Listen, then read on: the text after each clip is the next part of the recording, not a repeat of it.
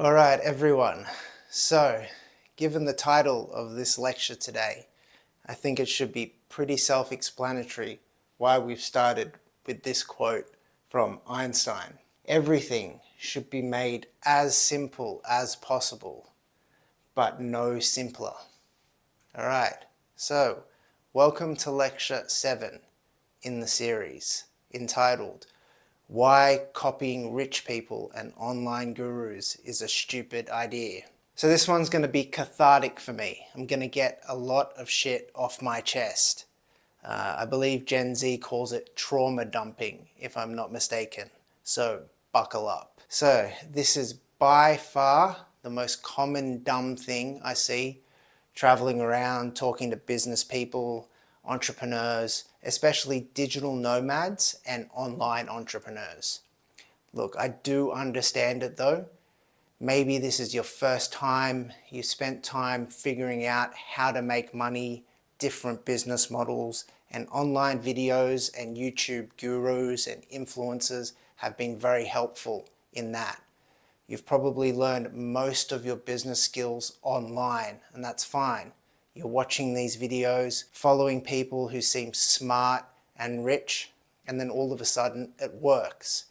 And you're making money, and you're thinking, holy shit, this is real. I'm actually doing this. I'm actually making money, maybe even completely online. And now you're starting to have to think about keeping the money, the kind of legal business law skills that we teach in this lecture series, right?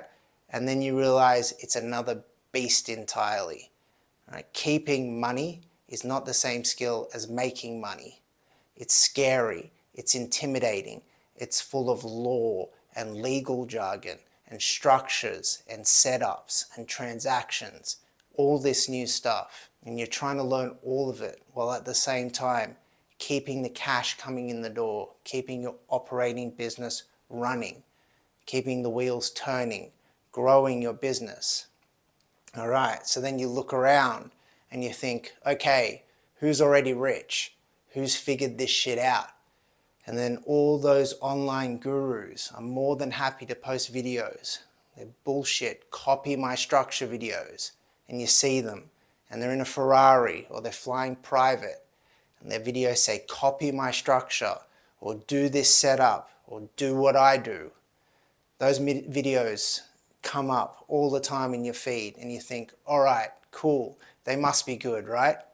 No, don't be a moron. But it doesn't matter because you're busy, and you're thinking, great, problem solved. I'll just copy this guy, and I don't need to stress about this anymore. And I can just go back to growing my business and making money. I get it. Don't do it.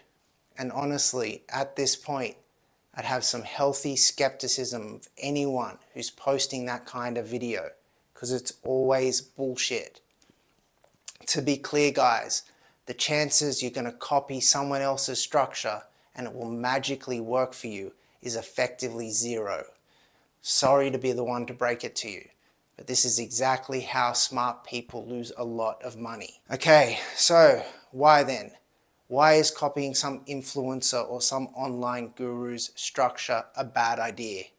Right? We're going to look at that in the context of all the business law we've already been through in this lecture series, in the context of everything we've covered to date.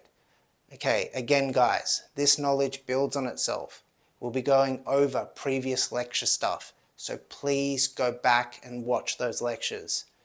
All right, so what do we know already about what conventional people call ownership, right? We've been over this many times. Ownership is actually, at law, a bundle of 3 things. It is ownership, benefit, and control. Ownership, title, we mean by ownership, right? Who's on the title deed? Who's on the register? Benefit is economic enjoyment, right? And control is decisions, right? That's ownership. Ownership is a bundle of 3 things which the law lets you unbundle, okay, to review. We've also talked about transactions and legal events, right? The law doesn't care what you intended. It cares what actually happened and when, and who had authority. The law understands business in terms of transactions. That is all the law understands, is transactions. From the previous lectures, what are transactions? They are chronological legal events. That's all they are. The law understands business through transactions, and transactions are nothing more than a chronological set of legal events, right?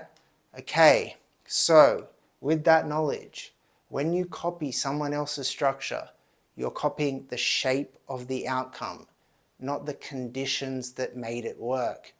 You don't share this influencer or this guru's conditions, right? You don't have the same jurisdictions. You don't have their timing.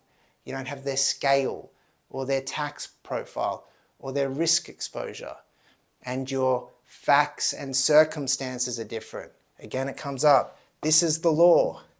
Facts and circumstances. Remember, again, from previous lecture, that is the law. That's all that matters. I'm going to be drilling this one home.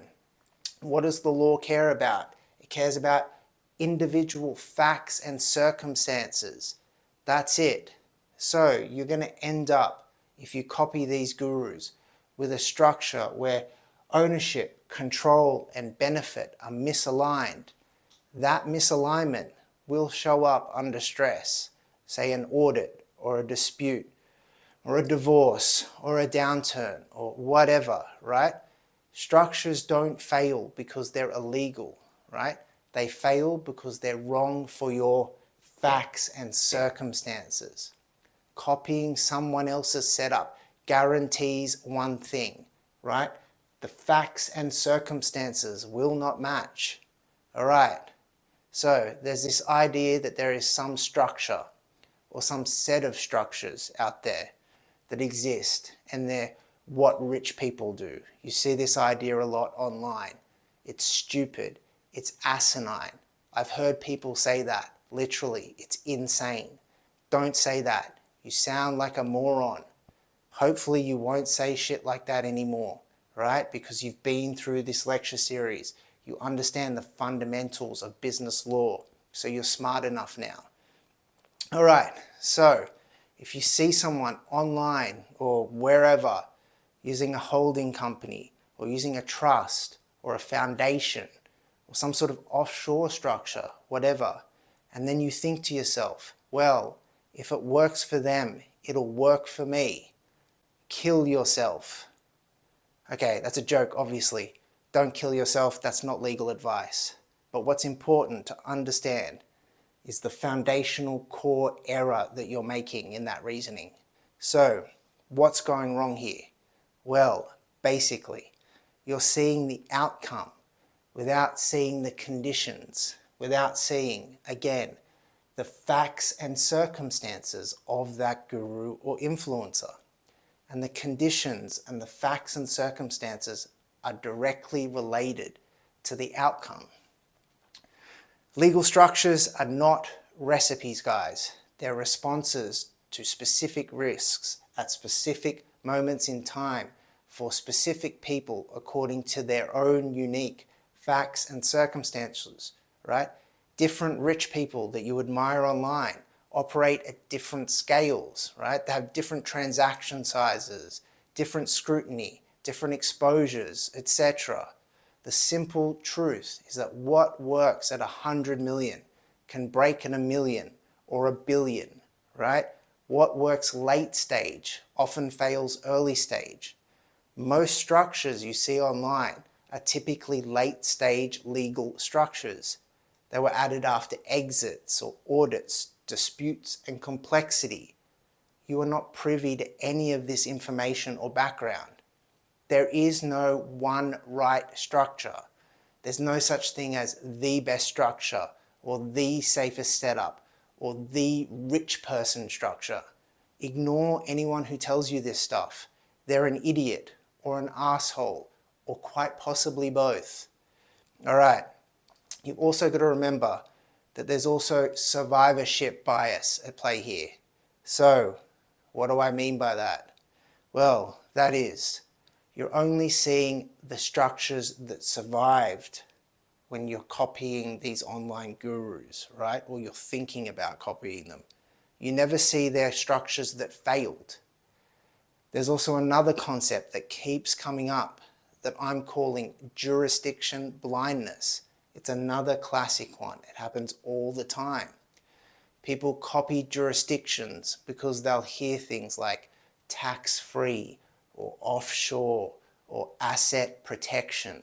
And then they'll hop on a call with the Dubai Free Zone guy or the Cook Island Trust guy or the guy selling St. Kitts resident permits or whatever, right? You get the idea. Look, jurisdiction is for sure important, and we'll be going through it in a separate lecture. It has its own lecture, it's so important. But it's nuanced and complicated and really individual. And it's according to your individual facts and circumstances. Jurisdiction is not decoration, guys. It's ultimately about risk and your personal facts and circumstances. All right, look, we've all been there. When I was in my early 20s and I was starting out, I registered a Seychelles company too. It was completely useless for me, obviously. Is it useless for everyone? No, of course not. It's just another tool, guys. Remember that from our previous lectures, right? You have tools in your toolkit. The law understands, right? Legal persons and natural persons. These are how you can interface with the world according to the law, right? Natural persons are nothing more than human beings, flesh and blood, skin and bones. Legal persons are companies and foundations. There's also legal relationships, which are slightly different, right? And they are partnerships and trusts. All of this is covered in the previous lectures. This is your toolkit. Very simply, this is how you will do business in the world. This is how the law understands that you can do business in the world. So, you understand precisely first your own facts and circumstances. Very precisely, you must get a grasp on your facts and circumstances. And then, you must understand what the outcome is you're trying to achieve. Model that end state. Perfect that end state. And then, you pick the tools to get there, to build the structure. You don't start with the tool. All right, another topic, complexity, right? This is the other trap. It feels complicated. It feels cool. It feels sophisticated. It feels like rich people shit. But just like any other type of engineering, complexity creates fragility. So we come back to the Einstein quote. Everything should be made as simple as possible, but no simpler, right? So your job is to balance really two countervailing temptations with your legal team and your legal professionals guiding you. You have to weigh up needless complication with dangerous oversimplification. Simple structures are great. They preserve optionality. It needs to be as simple as possible. That's the reality. All right, so what do we know now? To review, your structure is going to follow your own unique facts and circumstances. Your structure is going to follow your own unique exposure. It doesn't follow aspiration. It's not based on which rich influencer you would like to be like. Right, this rich guru, he has it all worked out, right? With his jet, and his yacht, and his property portfolio, and that's fine. Rise and grind, baby. But when it comes to business law, please understand, you have your own unique situation. It's different to that guru. So you can aspire to be like him, but his legal structure is not for you. Professionals, as you grow, you will need to hire better, more competent professionals, right? And these professionals hate copied structures. The real question at the core of it all that they want to know, that they're concerned with as legal professionals, as good quality legal professionals, the kind you want to do transactions with, is Will this legal structure survive your reality according to your own facts and circumstances? Your exposure is personal. It's going to depend on your tax residence, on your family setup and situation, who depends on you, your business model, your assets, where are your assets? The list goes on and on. So I think hopefully you're getting the idea. All right, so I've been telling you a lot so far what not to do, right? So hopefully you're getting a little smarter now about this topic, or at least less dumb. But possibly, probably, you still feel paralyzed, right? Because we're talking about the law and legal jargon and you're busy, right? We don't want you to feel paralyzed. So we're going to go through a step-by-step checklist of what to do, very simply. These are mental models, right? As you've seen from the previous lectures, we love mental models and we love examples, right?